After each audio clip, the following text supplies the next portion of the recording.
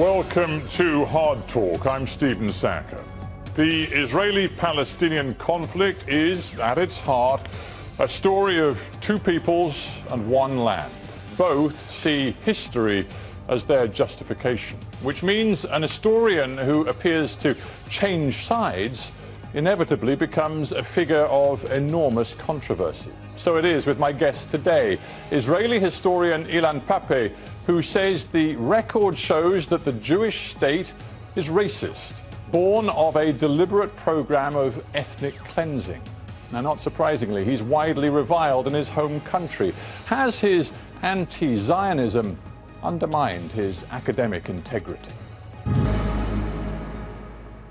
Ilan Pappé, welcome to Hard Talk. Thank you. You are an Israeli, but for the best part of a decade you've lived in a sort of self-imposed exile in the UK, and yet you still seem intellectually drawn to Israel. You still write about Israel. So try and characterize for me your feelings for your home country today. I think the best way of explaining what I feel is to differentiate between a state and a country, and a state and a regime. I was born in the country, which is Israel and Palestine. I am very attached to the people there.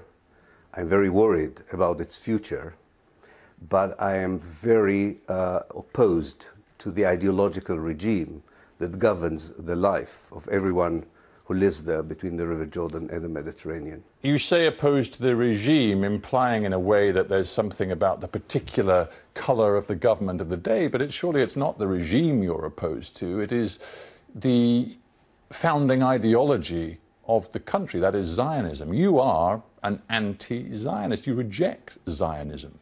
That is true. When I say the regime, I mean that successive governments were all loyal to the same ideological foundation.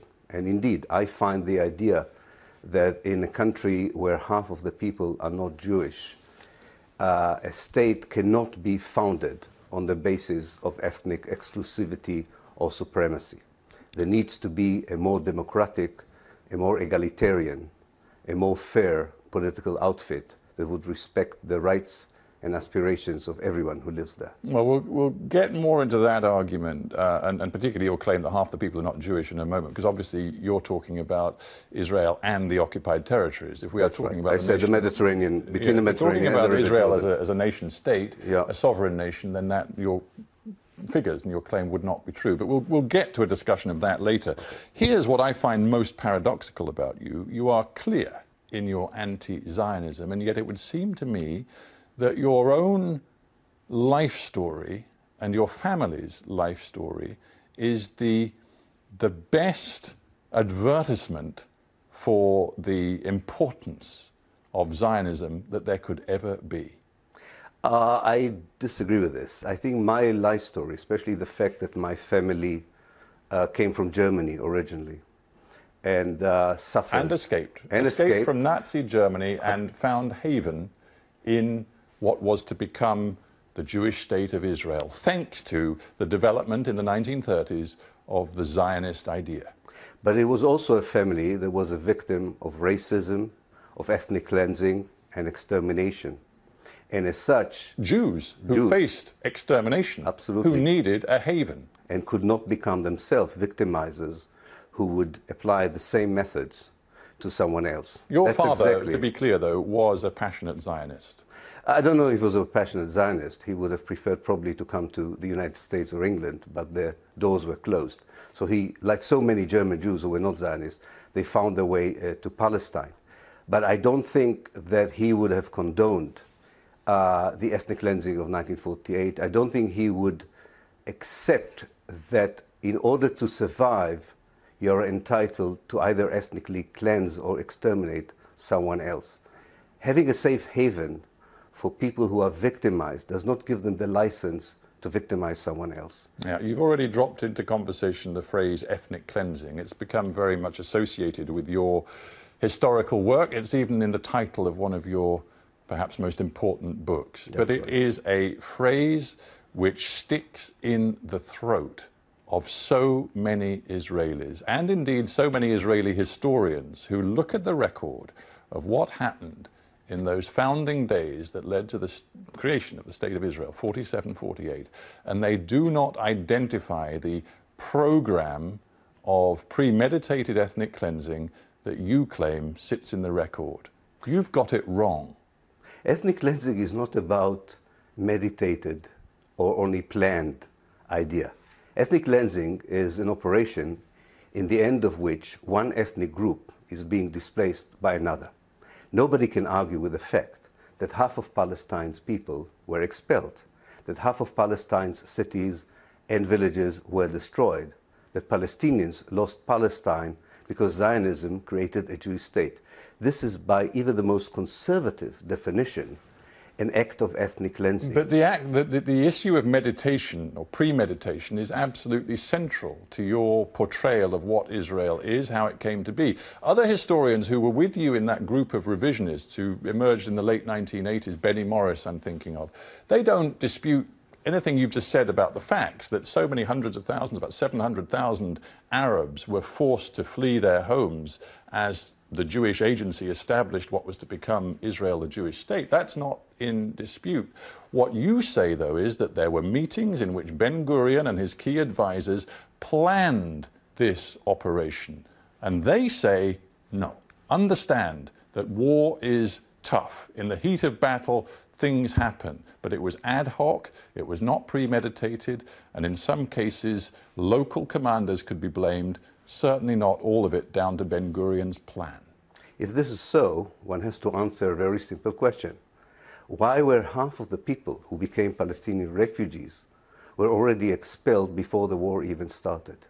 By the 15th of May 1948, the whole urban space of Palestine was de-Arabized. The Palestinians lost the urban space.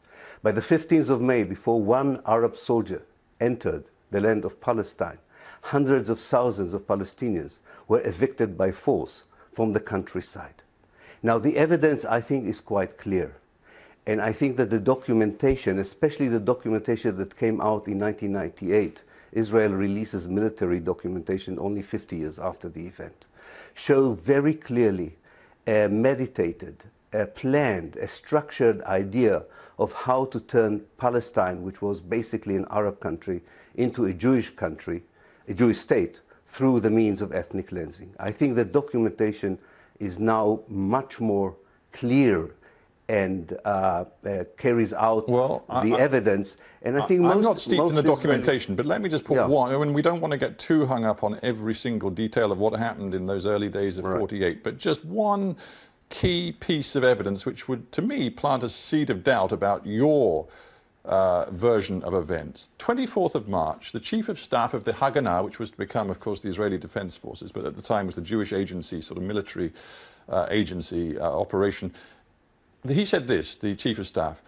to all his field commanders, they must, quote, protect the full rights, the needs and freedoms of Arabs living in the Hebrew space, what was to become the Jewish state. He wrote that. Yeah, he may have written it, but I've seen the group of commands that was sent to each commander of a brigade and each commander of a battalion. And their commands were very, very clear. They had to occupy the villages, expel the people, detonate the houses.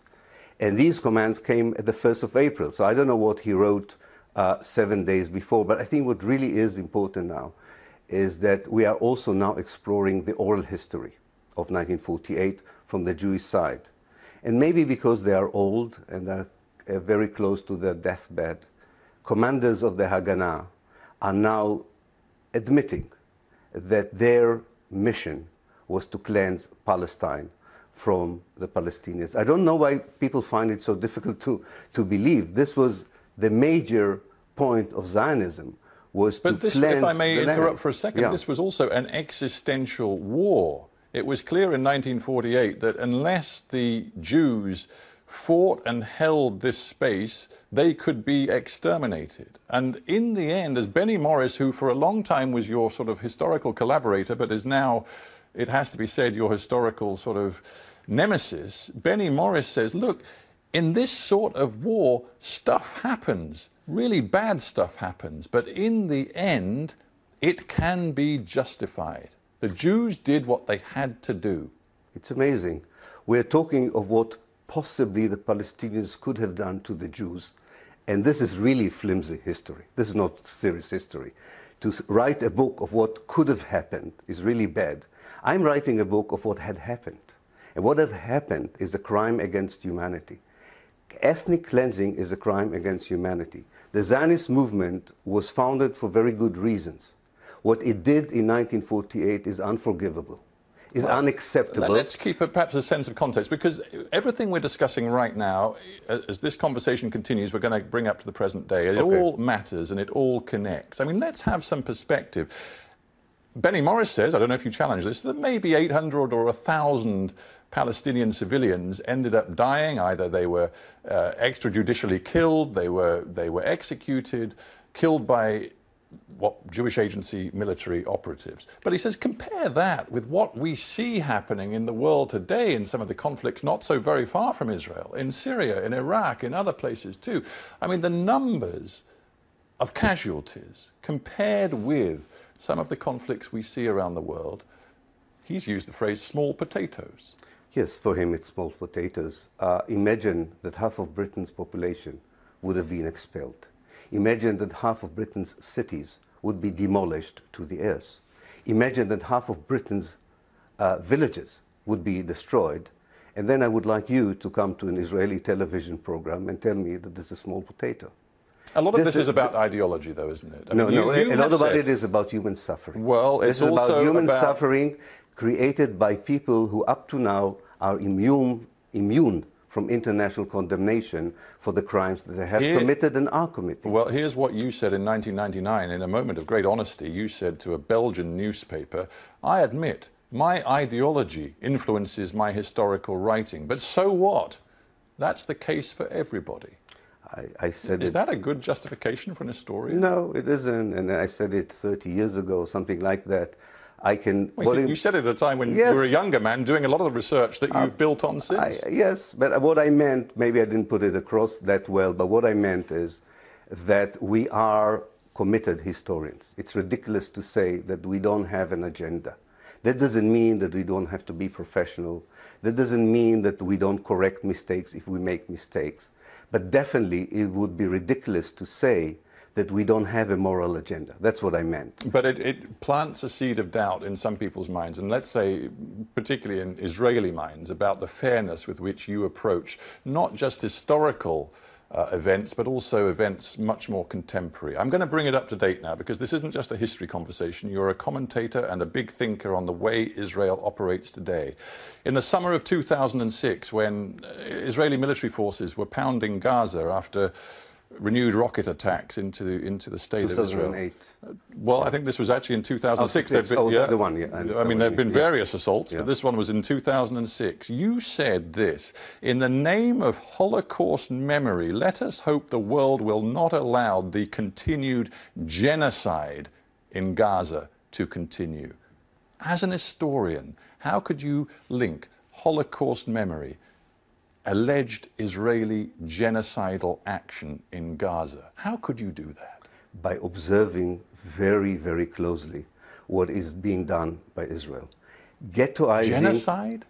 Ghettoizing people, starving them, not allowing them to get basic commodities, checking every shipment that goes into Gaza for how many calories. Wait a minute, for how many calories? People know what is happening around Gaza. They can put their own interpretation on it, but they do know that thousands, millions of Palestinians are not being killed by the Israelis. Genocide is the elimination of an ethnic grouping or a people. You're an historian. You have to use words carefully. You have to respect words, don't you?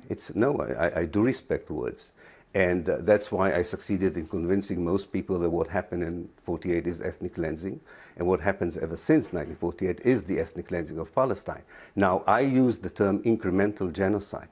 I think that if you ghettoize people and you starve them and you check how many calories can they have in order to survive, in the long term, this could turn into a genocidal operation.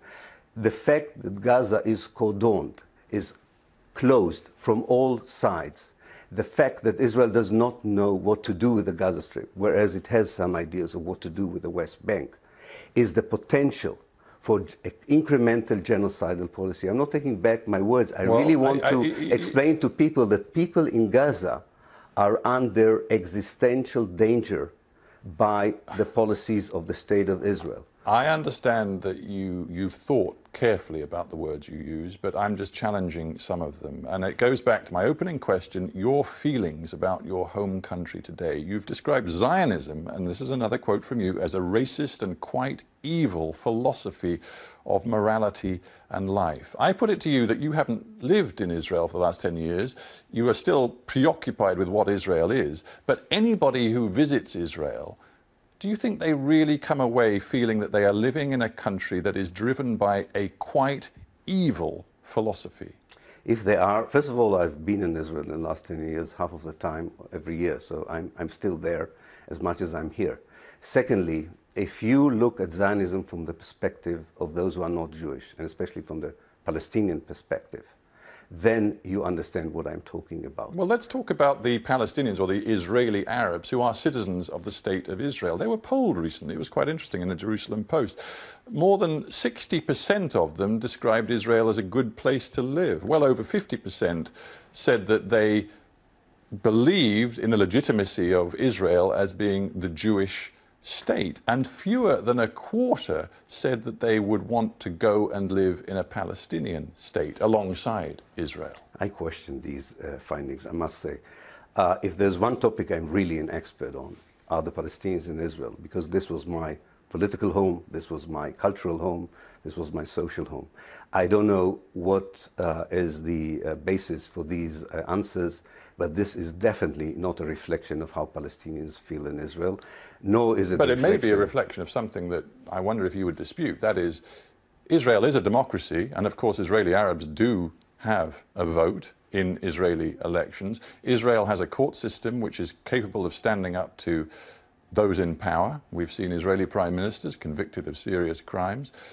There is a basic commitment to civil society, democracy in Israel, which is not seen in the Palestinian territories right now, not seen in any Arab nation that neighbors Israel, and surely the Israeli Arabs are capable of seeing that too. No, they can't see that. 93% of the land is exclusively Jewish in Israel.